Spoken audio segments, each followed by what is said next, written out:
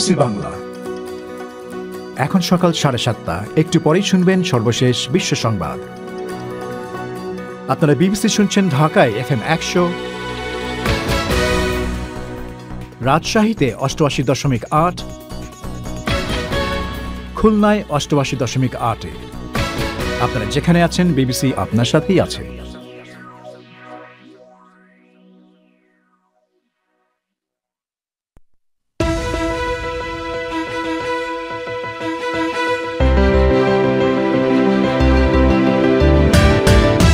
BBC বাংলায় এখনকার প্রধান খবর। ব্রেক্সিট কার্যকর করার জন্য ব্রিটেনকে আরও 6 মাস সময় দিয়েছে ইউরোপীয় ইউনিয়ন। বাংলাদেশের নারী উদ্যোক্তারা যেন তাদের উৎপাদিত পণ্য ভোক্তাদের কাছে সরাসরি বিক্রি করতে পারেন, সে উদ্দেশ্যে আজ থেকে চালু হচ্ছে বিশেষ বিক্রয় কেন্দ্র। কেন নারীদের জন্য আলাদা বিক্রয় কেন্দ্র প্রয়োজন? অসুবিধাটা বাজারে আমাদের বসার জায়গা নাই, তা আমাদের ওই যে বাজারে যাইতে একটু পরিবার থেকে একটু বাধা আসে যে মেয়ে মানুষ এত জিনিস উভয়া নিয়ে যেতে পারবে, আর সেই নিশ্চয় মজুরি পাই না আমরা। ভারতে আজ থেকে শুরু হয়েছে লোকসভা নির্বাচন। ভোট গ্রহণ চলবে 19 মে পর্যন্ত, ফল ঘোষণা 23 মে। থাকছে সংবাদপত্র পর্যালোচনা। এসব নিয়েই আজ 11 এপ্রিল 2019-এর প্রত্যুষা।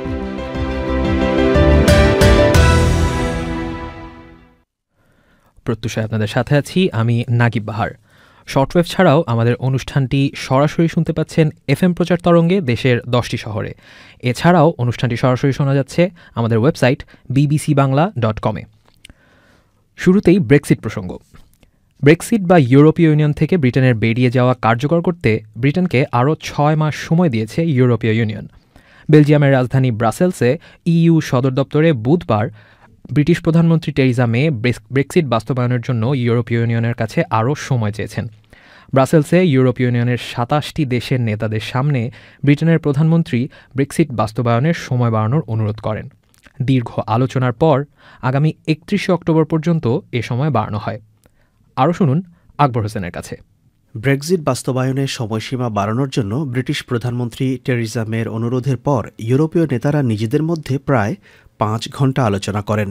এই আলোচনায় তারা 31 অক্টোবর পর্যন্ত সময় বাড়ানোর বিষয়ে একমত হয়েছেন। এই সময়ের মধ্যে ব্রিটেন কিভাবে ইউরোপীয় ইউনিয়ন থেকে বেরিয়ে আসবে সে উপায় তারা নির্ধারণ করবে। তবে জুন মাসে এর অগ্রগতি পর্যালোচনা করবে ইউরোপীয় ইউনিয়ন।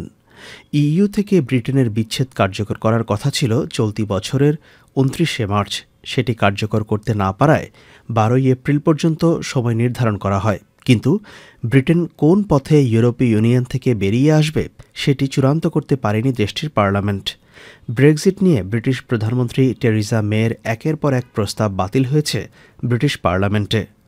বুধবার ব্রাসেলস সম্মেলনে ব্রিটিশ প্রধানমন্ত্রী টেরিজা মে আবেদন করেছিলেন ব্রেক্সিট বাস্তবায়নের সময়সীমা যাতে 30 জুন পর্যন্ত করা হয়, কিন্তু ইউরোপীয় ইউনিয়ন সে সময়সীমা আরও 4 মাস বাড়িয়ে 31 অক্টোবর পর্যন্ত করেছে। এই সম্মেলনে সবচেয়ে কড়া ভাষায় কথা বলেছেন ফ্রান্সের প্রেসিডেন্ট এমানুয়েল ম্যাক্রন। তিনি বলেন 30 জুনের মধ্যে ব্রিটেনকে ইউরোপীয় ইউনিয়ন ছেড়ে যাবার বিষয়টি কার্যকর করতে হবে। এটিকে নমনীয়ভাবে দেখেন। তারা দুজনেই চেয়েছেন ব্রেক্সিটের জন্য ব্রিটেনকে যাতে যথাযথ সময় দেওয়া হয়, যাতে ইউরোপীয় ইউনিয়ন ছেড়ে যাবার বিষয়টি নিয়ে ব্রিটেন পুনরায় চিন্তা করতে পারে। 40 বছরের বেশি সময় ইউরোপীয় ইউনিয়নের সাথে থাকার পর 2016 সালের 23 জুন একটি গণভোট নিয়েছিল যুক্তরাজ্য। সে গণভোটে 52% ভোট পড়েছিল ইউরোপীয় ইউনিয়ন থেকে বেরিয়ে আসার পক্ষে। আকবর হোসেন। চলে যাচ্ছি ভারতের নির্বাচন প্রসঙ্গে। ভারতে মিনিট খানেক আগে শুরু হয়েছে লোকসভা নির্বাচন।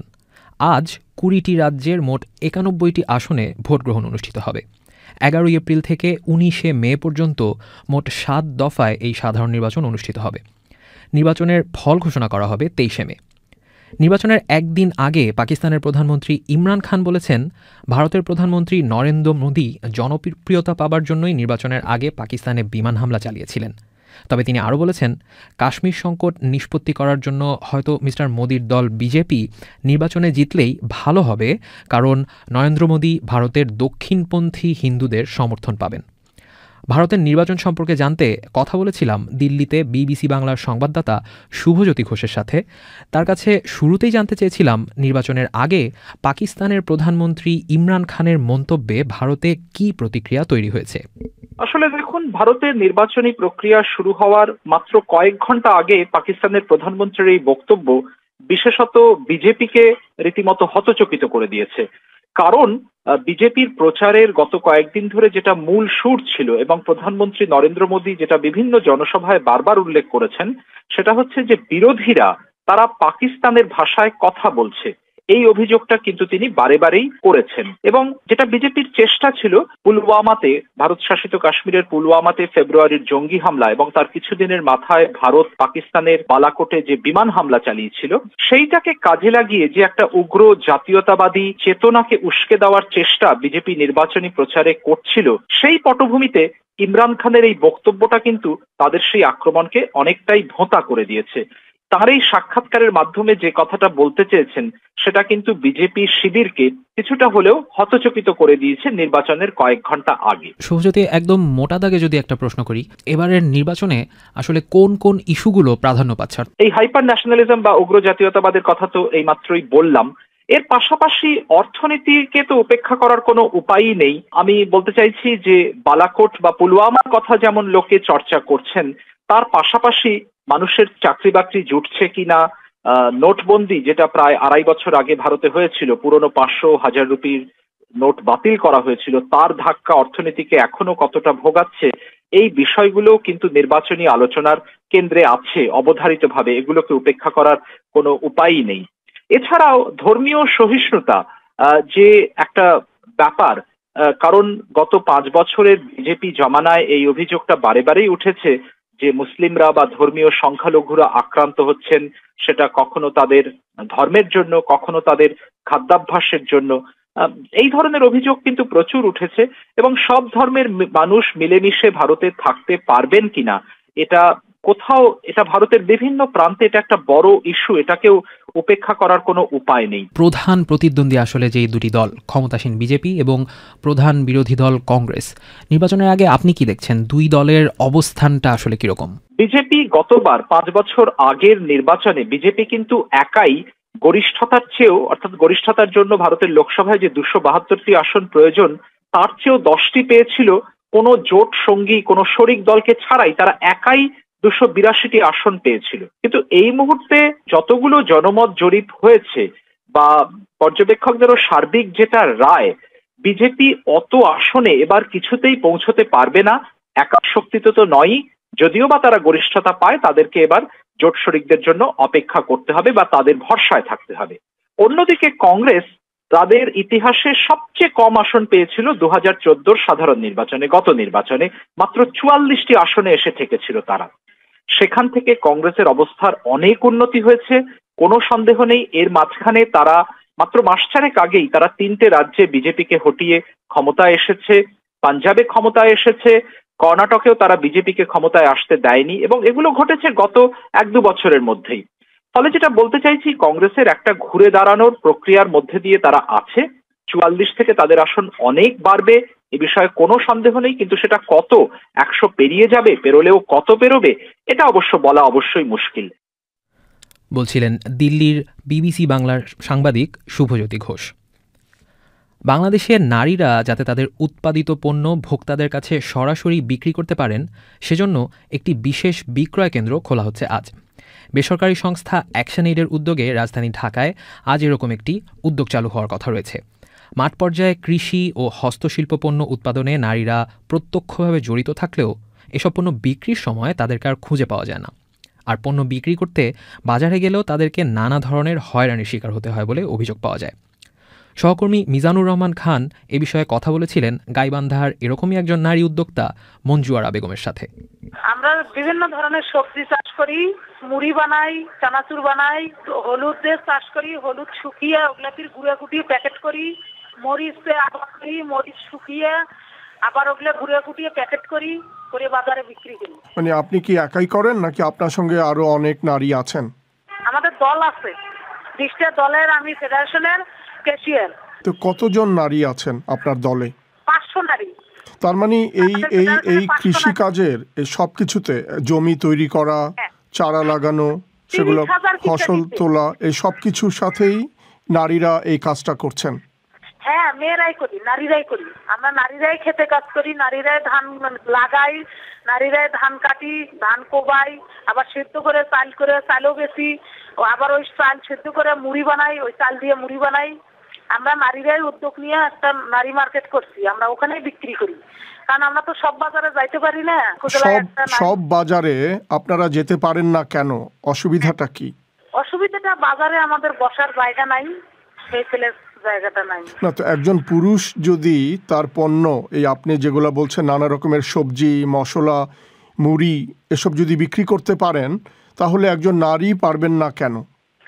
আমরা যখন এই সবজিটা উৎপাদন করি, বাজারে যাওয়ার আগেই পুরুষ যারা পাইকারি নেয় এরা আমাদের কাছে আসিয়া বলে কি বাজারে যাবেন, আমাদের কাছে বিক্রি করেন, আমরা পাইকারি নেব।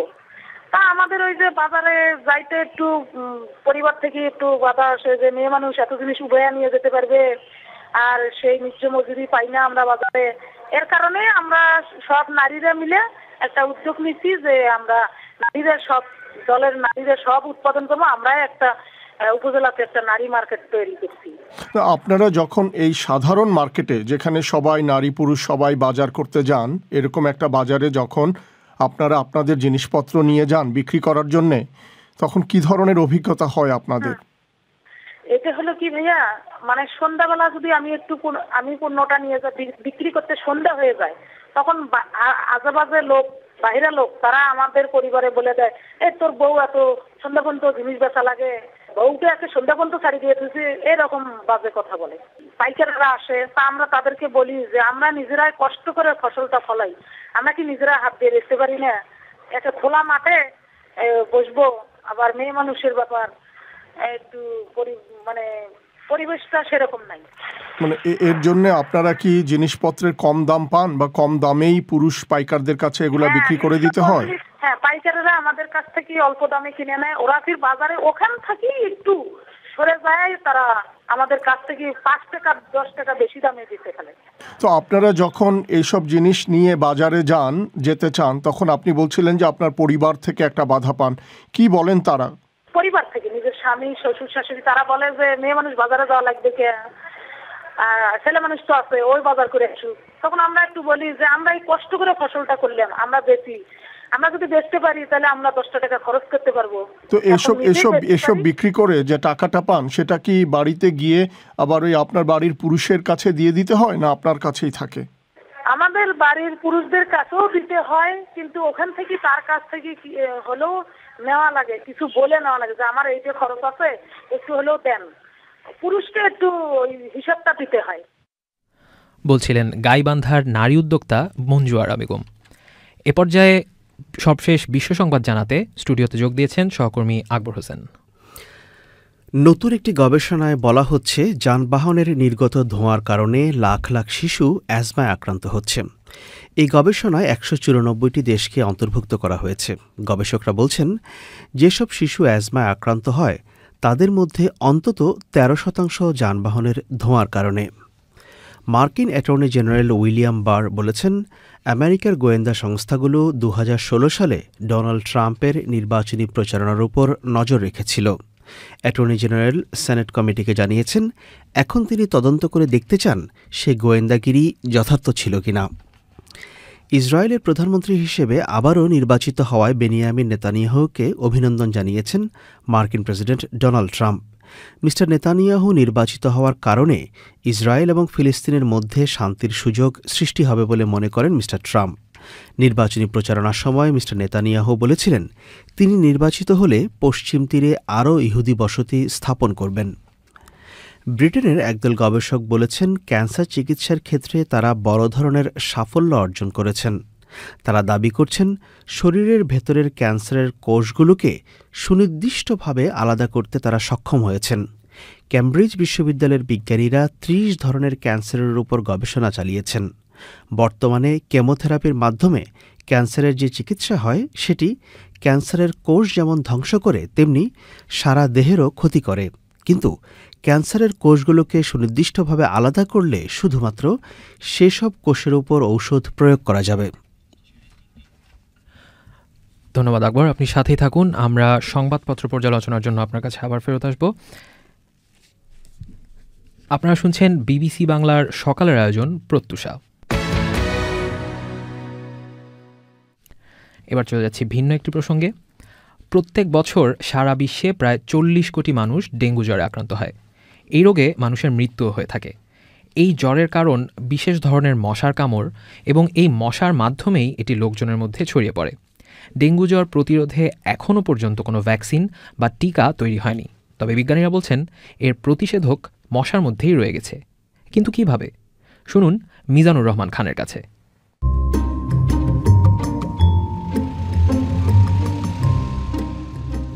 ডেঙ্গু জ্বর মোকাবেলায় এই উদ্যোগটি নেওয়া হয়েছে দক্ষিণ আমেরিকার দেশ কলম্বিয়ার মেডেলিন শহরে। সেখানে এমন ধরনের মশার জন্ম দেওয়া হচ্ছে যার দেহে রয়েছে ডেঙ্গু প্রতিরোধী ব্যাকটেরিয়া। এর ফলে মশাটি আর ডেঙ্গু জ্বরের জীবাণু ছড়াতে পারবে না।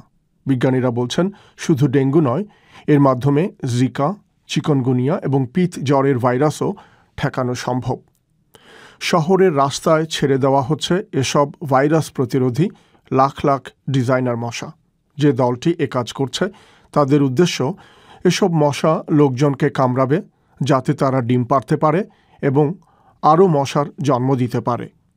এই দলেরই একজন স্কট ও'নিল, যিনি বিশ্ব মশক কর্মসূচির একজন পরিচালক হিসেবে কাজ করছেন। Instead of killing all the mosquitoes, we're actually going to release more into your neighborhood. And not only are they going to bite you, they're going to bite your elderly grandmother as well. সব মশা মেরে ফেলার পরিবর্তে আমরা কোনো একটি এলাকায় আরও বেশি মশা ছেড়ে দিচ্ছি। এই মশা যে শুধু আপনাকেই কামড়াবে তা নয়, এটি আপনার বৃদ্ধ দাদি এমনকি 6 সপ্তাহের বাচ্চাকেও কামড়াবে।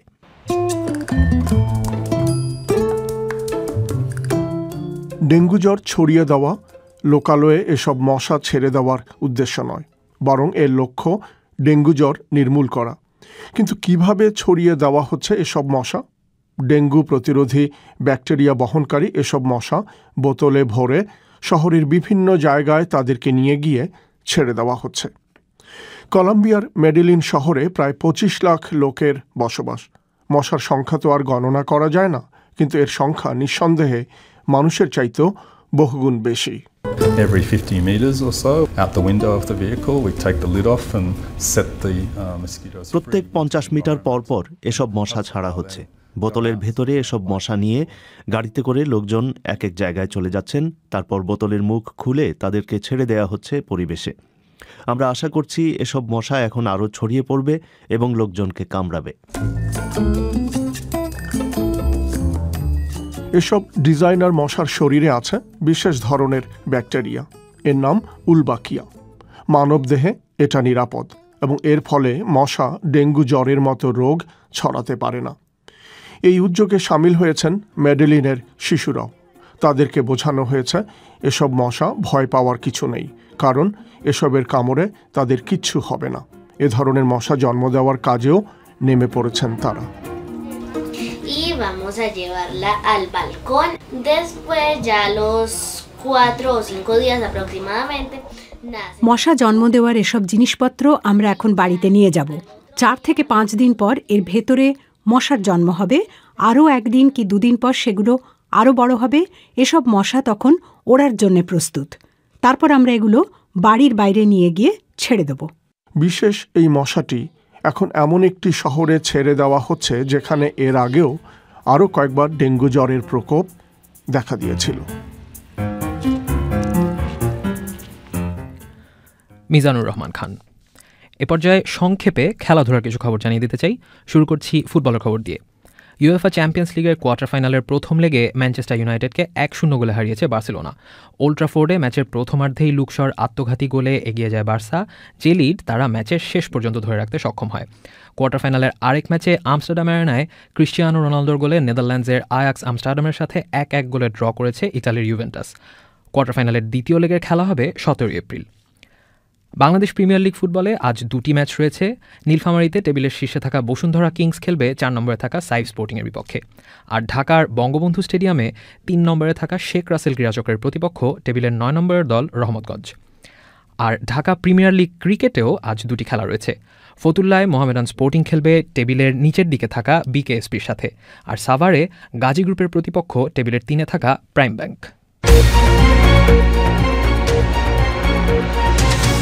বাংলাদেশের বরগুনায় স্কুল ভবনের ছাদ ধসে শিক্ষার্থীর প্রাণহানির ঘটনা কি সারা দেশের ঝুঁকিপূর্ণ স্কুল ভবনগুলোর ভয়াবহ অবস্থারই জানান দিচ্ছে? কি ব্যবস্থা নিচ্ছে সরকার? এ নিয়ে প্রতিবেদন দেখুন বিবিসি বাংলার টেলিভিশন অনুষ্ঠান বিবিসি প্রবাহে। জানান আপনার মতামত বৃহস্পতিবার রাত ৯:৩৫ চ্যানেল আইতে।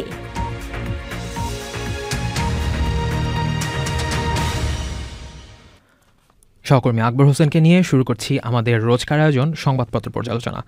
আকবর, আজকের পত্রিকার প্রধান খবর কোনগুলো? আজকের পত্রিকার প্রধান খবর যেটি বলা যায় সেটি সব পত্রিকাতেই আছে, বেশ বড় খবর হিসেবে আছে, সেটি হচ্ছে ফেনীর সোনাগাজীতে একটা মাদ্রাসা ছাত্রী নুসরাত জাহান, যিনি অগ্নিদগ্ধ, যাকে আগুনে পুড়িয়ে দেওয়া হয়েছিল বলে অভিযোগ উঠেছিল এবং তিনি হাসপাতালে চিকিৎসাধীন ছিলেন এবং গতরাতে মারা গেছেন।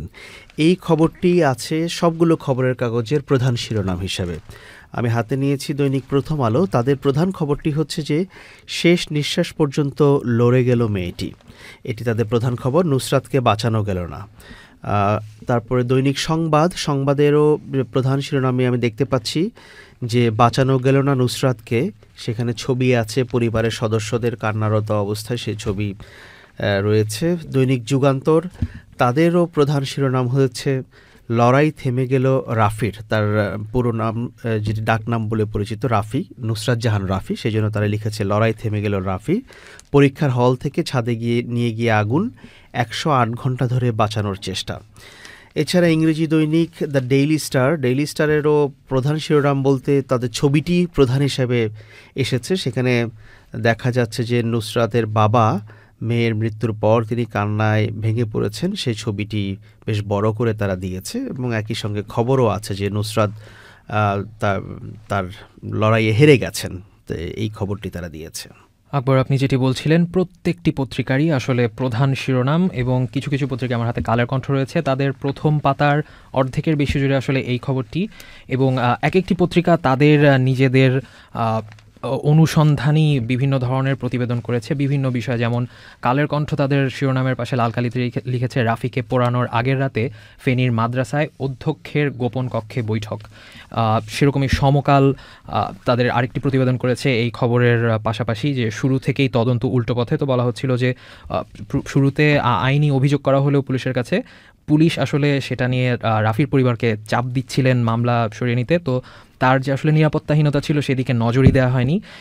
এই ধরনের খবর রয়েছে। এবং যে ছবিটির কথা আপনি বলছিলেন, এক একটি পত্রিকা এক এক ধরনের, অধিকাংশ পত্রিকায় আমি দেখছি যে সেই কালকে নিহত হওয়া যে মেয়েটির বাবা, তার ক্রন্দনরত ছবি বিভিন্ন পত্রিকায় দেখা যাচ্ছে। এছাড়া আরেকটি খবর আমি মোটামুটি সব পত্রিকায় প্রথম পাতায়, যদি ছোট করেও হয় তবুও দেখতে পাচ্ছি, সেটা হচ্ছে আজ ভারতের লোকসভা নির্বাচন শুরু হচ্ছে, এই বিষয়ের খবরটি। এই খবরটি আছে, শুধু ছোট করেই নয়, আমি বেশ কিছু খবরের কাগজে এটি বেশ বড় করেই খবরটি এসেছে। যেমন দেখতে পাচ্ছি দৈনিক সংবাদ, তারা কিন্তু বেশ বড় করে প্রথম পাতায় তাদের এই খবরটি দিয়েছে। সেখানে বলছে যে আজ ভোট শুরু, মূল প্রতিদ্বন্দ্বিতায় এনডিএ ইউপিএ। সেখানে তারা নরেন্দ্র মোদী, রাহুল গান্ধী, মমতা ব্যানার্জি, প্রিয়াঙ্কা গান্ধী, মায়াবতীর ছবিও দিয়েছে বেশ বড় করে, এটি দেখতে পাচ্ছি। ইংরেজি দৈনিক দ্য ডেইলি স্টার, তাদেরও প্রথম পাতায় এই খবরটি বেশ বড় করেই আছে, যেখানে নরেন্দ্র মোদী এবং রাহুল গান্ধীর ছবি দিয়ে তারা বলছে যে হাই অ্যালার্টের মধ্যে দিয়েই ভারতের নির্বাচন শুরু হচ্ছে, এই খবরটি তারা দিয়েছে। এবং যুগান্তরও তাদের প্রথম পাতার একদম উপরের দিকে খবরটি দিয়েছে, ভারতে প্রথম ধাপের ভোট আজ, 18 রাজ্য এবং 2 কেন্দ্রশাসিত অঞ্চলের 91টি আসনে এই ভোট হতে যাচ্ছে, সেটি তারা বলছে, মানে প্রথম দফার ভোট। এছাড়া আরেকটি খবর কয়েকটি পত্রিকায় দেখতে পাচ্ছি, হাতে নয়াদিগন্ত রয়েছে, সেটি হচ্ছে প্রধানমন্ত্রী শেখ হাসিনা গতকাল রাজধানী বঙ্গবন্ধু আন্তর্জাতিক সম্মেলন কেন্দ্রে বিজ্ঞান ও প্রযুক্তি মন্ত্রণালয়ের একটি অনুষ্ঠানে, যেটি হচ্ছে বঙ্গবন্ধু ফেলোশিপ, বিজ্ঞান ও প্রযুক্তি ফেলোশিপ এবং গবেষণা অনুদান অনুষ্ঠানে একটি বক্তব্য দিয়েছেন। সেই বক্তব্যের একটি অংশ উদ্ধৃতি এটা এসেছে অধিকাংশ পত্রিকায়। সেটা হচ্ছে প্রধানমন্ত্রী বলেছেন টেকসই উন্নয়ন নিশ্চিত করতে অধিকতর গবেষণার ওপর গুরুত্ব আরোপ করার দিকে তাগিদ দিয়েছেন তিনি। নয়াদিগন্তে আরও দুটি খবর আছে যেটি বলতে চাই, যার মধ্যে একটি হচ্ছে ব্রিটিশ পররাষ্ট্র প্রতিমন্ত্রীর একটি উদ্ধৃতি উদ্ধৃতি, যিনি বাংলাদেশ সফর করে মার্কফিল্ড সফর করে সেখানে গিয়ে ব্রিটেনে ফেরত গিয়ে বিবৃতিতে বলেছেন শিরোনামটা এরকম: গণতন্ত্র ছাড়া অগ্রগতি হুমকিতে পড়তে পারে, গণতন্ত্র এবং জবাবদিহিতার পরিবেশ নিশ্চিত করার তাগিদ দেওয়া হচ্ছে। এই ধরনের একটি খবর রয়েছে। এছাড়া আরেকটি খবর এসেছে, সেটি নিউ এজে আমি দেখতে পাচ্ছি, সমকালেও ছোট করে এসেছে। সেটি হচ্ছে গ্রিন লাইন যে পরিবহন সংস্থা, বাস গ্রিন লাইন বাস কোম্পানি, তারা যে রাসেল গত বছর এপ্রিলে হাইকোর্ট যাকে 50 লাখ টাকা জরিমানার দাবি দেওয়ার জন্য নির্দেশনা দিয়েছিলেন তাকে 5 লাখ টাকা দিয়েছে এবং হাইকোর্ট এখন 1 মাস সময় দিয়েছে বাকি 45 লাখ টাকা তাকে দেওয়ার জন্য। 12ই মে শুনানির সময় ধার্য করা হয়েছে। এই খবরটি অন্যান্য পত্রিকাতেও দেখতে পাচ্ছি, বিস্তারিত খবর এসেছে যে যেমন প্রথম আলো করেছে যে 5 লাখ টাকা দিয়ে পিঠ বাঁচালো গ্রিন লাইন এবং বাকি 45 লাখ টাকা 1 মাসের মধ্যে দিতে হবে, কিন্তু এটা আদালত বলেছে। অন্যদিকে গ্রিন লাইনের মালিক তিনি বলছেন, আদালতে তিনি জানিয়েছেন যে তার ব্যবসা খুবই খারাপ অবস্থা এবং সেই জন্য তার পক্ষে এই টাকা দেওয়া কতটা সম্ভব এটা নিয়েও তিনি সংশয় প্রকাশ করেছেন এবং তিনি তার ব্যক্তিগত নানা অসুবিধার কথা তিনি তুলে ধরেছেন আদালতের কাছে। ইত্তেফাকের আজকে প্রধান শিরোনাম মোটামুটি যতগুলো পত্রিকা দেখছি তার মধ্যে একটি রাজনৈতিক খবর। শিরোনামটা এরকম: 2 কুল হারালেন বিএনপির প্রায় 200 তৃণমূল নেতা।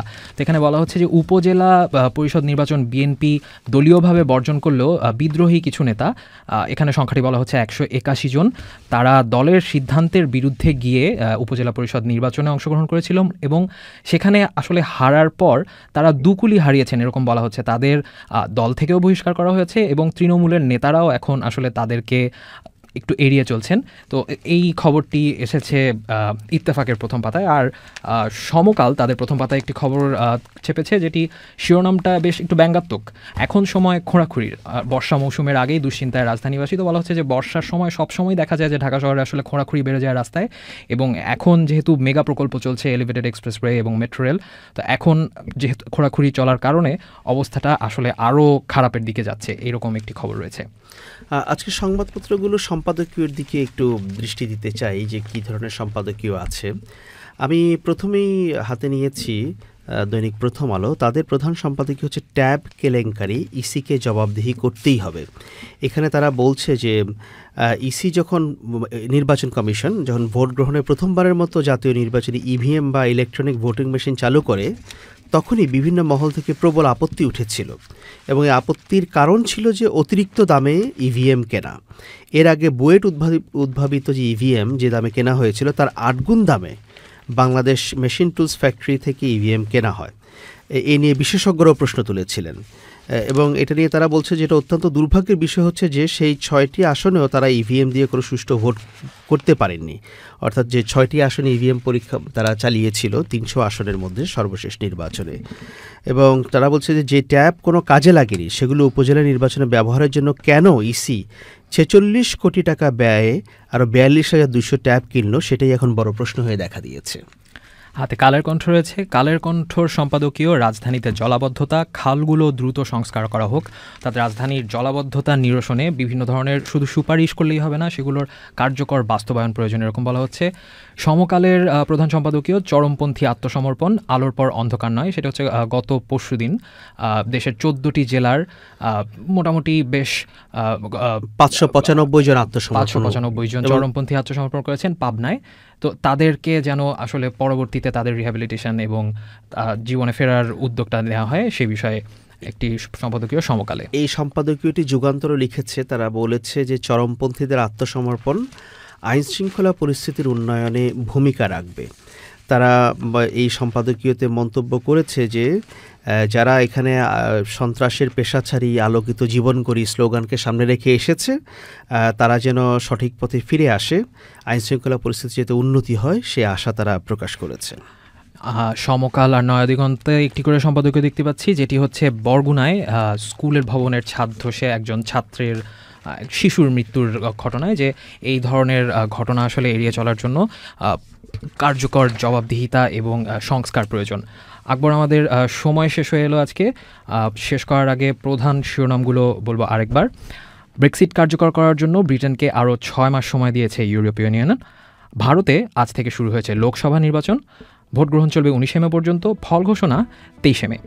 আজকের প্রত্যুষা প্রযোজনা করলেন আকবর হোসেন। আমাদের পরবর্তী অনুষ্ঠান প্রবাহ শুনবেন বাংলাদেশ সময় সন্ধ্যা 7:30 এবং ভারত সময় সন্ধ্যা 7টায়। প্রবাহ শোনার আমন্ত্রণ জানিয়ে বিদায় নিচ্ছি এখনকার মতো।